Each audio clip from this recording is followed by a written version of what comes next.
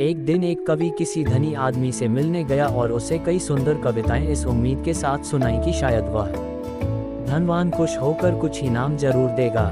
लेकिन वह धनवान भी महाकंजूस था। बोला, तुम्हारी कविताएं सुनकर दिल खुश हो गया। तुम कल फिर आना, मैं तुम्हें खुश कर दूंगा। कल शायद अच्छा इनाम मिलेगा। ऐसी कल्पना करता हुआ वह कवि घर पहुंचा और सो गया। अगले दिन वह फिर उस धनवान की हवेली में जा पहुंचा। धनवान बोला, सुनो कवि महाशय, जैसे तुमने मुझे अपनी कविताएं सुनाकर खुश किया था, उसी तरह मैं भी तुमको बुलाकर खुश हूँ। तुमने मुझे कल कुछ भी नहीं दिया, इसलिए मैं भी कुछ नहीं दे रहा। हिसाब बराबर हो गया। कवि बेहद निराश हो गया। उसने अपनी आप बीती एक मित्र को कह सुनाए और उस मित्र ने बीरबल को बता दिया। सुनकर बीरबल बोला, अब जैसा मैं कहता हूँ वैसा करो। तुम उस धनवान से मित्रता करके उसे खाने पर अपने घर बुलाओ। हाँ, अपने कवि मित्र को भी बुलाना मत भूलना। मैं तो खैर वहाँ मौजूद रहूंगा ही।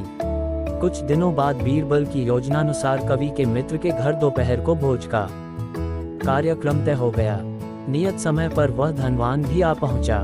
उस समय बीरबल, कवि और कुछ अन्य मित्र बातचीत में मशगूल थे। समय गुजरता जा रहा था, लेकिन खाने पीने का कहीं कोई नामो निशान न था। वे लोग पहले की तरह बातचीत में व्यस्त थे। धनवान की बेचैनी बढ़ती जा रही थी। जब उससे रहा न गया तो बोल ही बड़ा, भोजन का समय तो कब का हो चुका, क्या हम यहाँ खाने पर नहीं आए हैं? खाना कैसा खाना? बीरबल ने पूछा। धनवान को अब गुस्सा आ गया। क्या मतलब है तुम्हारा? क्या तुमने मुझे यहाँ खाने पर नहीं बुलाया है? खाने का कोई निमंत्रण नहीं था। ये तो आपको खुश करने के लिए खाने पर आने को कहा गया था, जवाब बीरबल ने दिया। धनवान का पारा सातवें आसमान पर चढ़ गया। क्रोधित स्वर में बोला, यह सब क्या है? इस तरह किसी इज्जतदार आदमी को बेइज्जत करना ठीक है? क्या तुमने मुझसे धोखा किया है?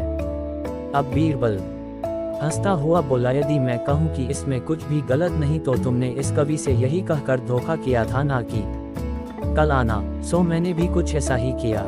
तुम जैसे लोगों के साथ ऐसा ही व्यवहार होना चाहिए। धनवान को अब गलती का आभास हुआ और उसने कवि को अच्छा इनाम देकर वहां से विदा ली। वहां मौजूद सभी बीरबल को प्रशंसा भरी नजरों से देखने लगे।